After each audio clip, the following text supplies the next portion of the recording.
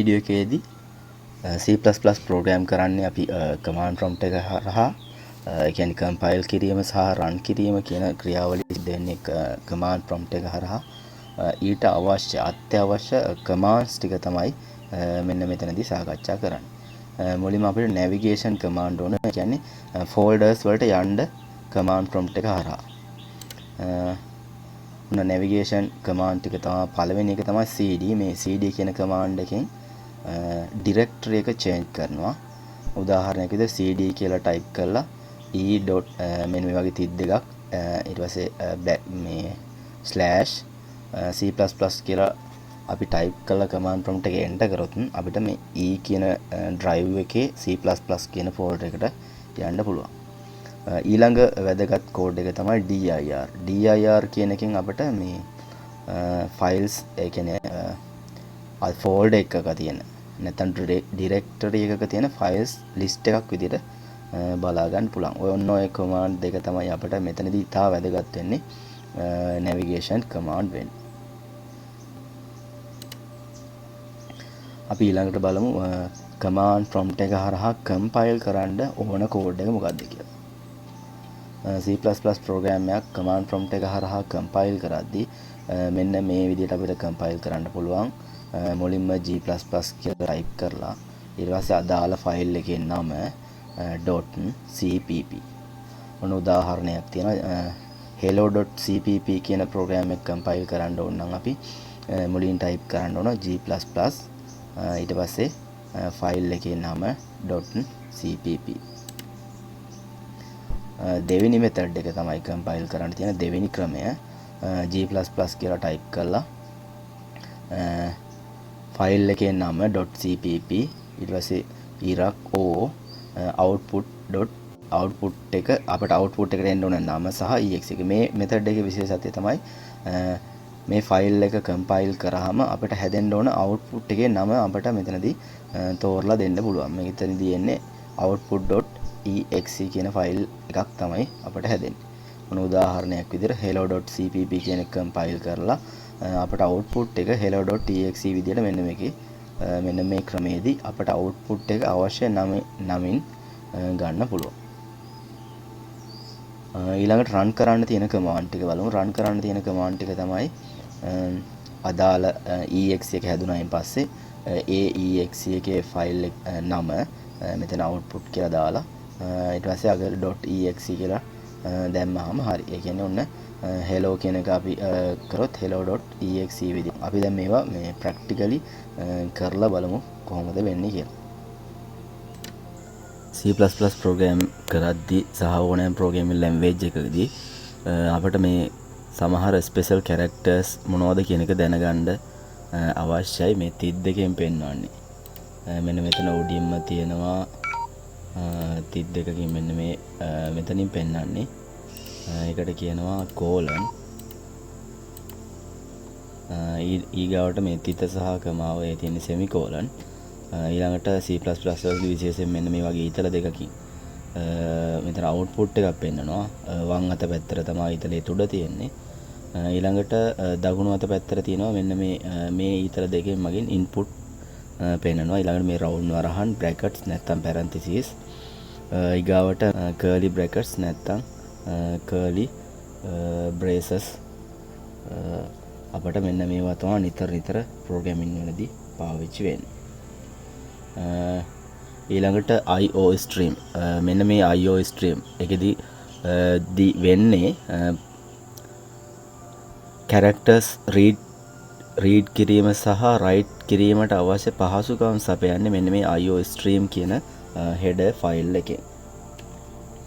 ඊගාවට std මෙන්න මේ colon දෙකක් තියලා තියෙන එකෙන් මගින් කියන්නේ standard name space එක.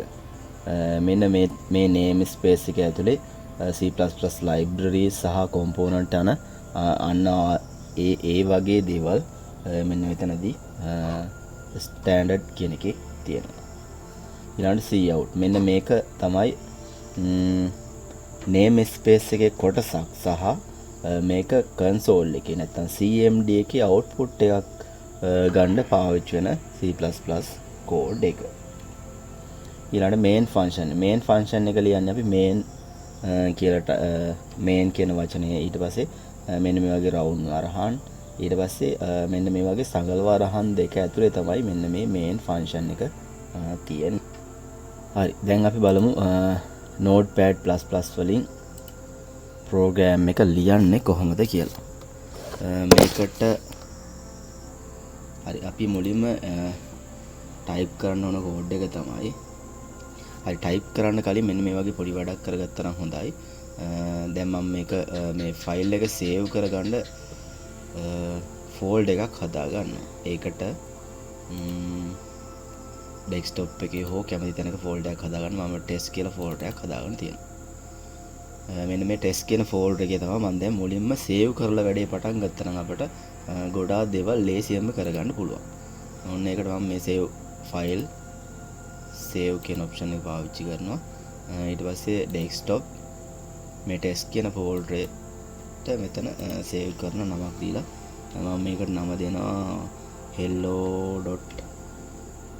හරි නම දෙද්දි නම type කරලා dot එක තියලා cpp කියලා type කරන්න. ඒ කියන්නේ C++ program එකක් කියන දිගුව නැත්නම් extension එක. හරි ඊට පස්සේ අපි මෙතනදී තෝරන්න ඕන save as type එක විදියට C++ source file කියන එක තෝරන්න. ඊට පස්සේ save කරන්න. මෙහෙම save කරාම මේකේ විශේෂත්වය තමයි මේ සමහර code අඳුනා ගන්නවා මෙන්න මෙහෙම save කරාම notepad++ වලදී. හරි මුලින්ම මම type කරනවා #include. අන්න එතකොට මේ අපිට මෙන්න මේ වගේ list එකක් suggestions දෙනවා මොනවද එන්න ඕන කියලා. #include ඊට පස්සේ #include එක type කරලා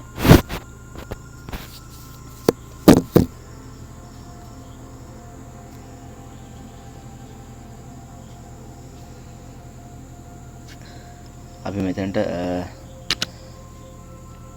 අර IO stream කියන header එක ඇතුළත් කරගන්නවා. හරි ඔක තමයි පළවෙනි code line එක. IO stream එක කියන්නේ reading සහ read characters read කිරීම සහ write කිරීමට තියෙන හරි ඊට පස්සේ අපි main function එක මේකට මම main කියලා type කරලා brackets open කරලා close කරලා ඊට පස්සේ ආයේ curly brackets දෙකක් ඔන්න එහෙම open කරගන්න. මෙන්න මේක ඇතුලේ තමයි එහෙනම් main function එක තියෙන්නේ. හරි ඊට පස්සේ අපිට පුළුවන් මෙතන std කියන එක ඒ කියන්නේ standard name space එක පාවිච්චි කරන්න. මෙන්න මේ name space එක ඇතුලේ තමයි සමහර libraries සමහර අංග components තියෙන්නේ C++ program එක කරන්න අවශ්‍ය. ඊට පස්සේ මෙන්න මේ colon දෙකක් තියලා මෙතන type කරනවා cout. ඊට පස්සේ මෙන්න මේ output එක ගන්න අවශ්‍ය character එක. ඊට පස්සේ මෙන්න මේකට කියනවා අර උඩකම double quotation mark එක type කරගන්න. මෙන්න මේ double quotation mark එක ඇතුලේ අපට අවශ්‍ය දේ type කරනවා පෙන්වන්න display කරගන්න ඕනේ. මම මෙතන type කරගන්නවා hello world කියලා. හරි ඊට පස්සේ මේ line එක ඉවරයි කියලා දක්වන්න මෙතනදී අගට semicolon එකක් තියෙනවා. හරි ඔන්න ඔහම type කරලා ඉවරලා දැන් මෙන්න මේක save කරන්න තියෙනවා. හරි දැන් මෙතන මේක save කරා නම් අපි බලමු file explorer ගිහිල්ලා desktop එකේ test කියන folder එකේ බලන්න ඕන hello.cpp කියලා එකක් තියෙනවා. හරි දැන් ඊළඟට අපි කරන්න හදන්නේ මෙන්න මේක ඔහම තියාගෙන මෙතන command prompt එක open කරගන්නවා cmd එක. හරි cmd එකෙන් මම කියලා දුන්නා cmd එක හරහා පාවිච්චි කරද්දී අවශ්‍ය code මුලින්ම අපි අර test කියන folder එකට යන්න ඕනේ. ඒ test කියන folder එකට යන්න ඕන test කියන folder එකේ path එක copy කරගන්න. ඔන්න copy කරගත්තා. හරි ඊට පස්සේ මෙතන type කරනවා cd කියලා ඊට පස්සේ path එක paste කරනවා. paste කරන්න පුළුවන් control එකයි v එකයි. ඊට පස්සේ enter කරන්න. ඕන දැන් එහෙනම් මෙතනදී desktop test කියන folder එක තමයි එන්නේ. හරි. දැන් ඔන්න compile කරන්න අවශ්‍ය code එක type කරන්න හදන්නේ. ඊට කලින් මේ test කියන folder එක මොනවද තියෙන්නේ කියලා අපිට බලා ගන්න පුළුවන් මෙහෙම. dir කියන command එක type කරාම. එතන බලන්න මෙතන තියෙනවා hello.cpp කියලා ෆයිල් එකක් තියෙනවා කියලා අපිට පේනවා. හරි. ඊට පස්සේ ඔන්න compile කරන්න අවශ්‍ය code එක මුලින්ම type කරනවා g++ ඊට පස්සේ ෆයිල් එකේ name එක hello.cpp ඊට පස්සේ enter කරනවා.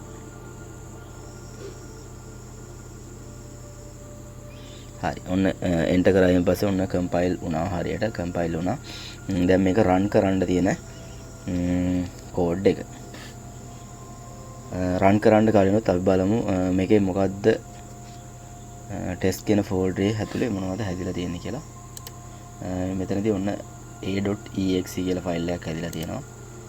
එහෙනම් ඔන්න දැන් අපි මේක run කරන්න a.exe කියලා type කරමු. ඔන්න එතකොට අපිට hello world කියලා program එක run වෙනවා බලා ගන්න පුළුවන්. කියලා දුන්නු දෙවෙනි method එකෙන් program එක compile කරන්න හදන්නේ. ඒකට අපි type කරනවා g++ ඊට පස්සේ hello.cpp C++ program එකේ නම ෆයිල් එකේ නම ඊට පස්සේ iraq o ඊට පස්සේ අපට ඊළඟට type කරන්න ඕන exe එකට එන්න ඕන නම. මම දානවා hi.exe කියලා. ඊට පස්සේ enter කරන්න. හරි. ඒකත් compile වුණා. ආපහු dir ගහලා බලමු මොනවද තියෙන්නේ කියලා. නැත්තම් මෙතන මෙහෙම නිකන් බලන්නත් පුළුවන්. ඔන්න hi.exe කියලා එකක් හැදිලා තියෙනවා. මෙතනදිත් පෙන්වනවා hi.exe කියලා ෆයිල් එකක් exe එකක් හැදිලා තියෙනවා. දැන් ඔන්න ඔය exe එක run කරන්න exe එකේ නම type කරන්න ඊට පස්සේ .exe ඔන්න එතනදිත් අපිට hello world කියලා program එක බලා ගන්න පුළුවන්. මෙන්න මේ විදිහට තමයි C++ program එකක් compile කිරීම සහ run කිරීම command prompt එක හරහා සිද්ධ කරන්නේ.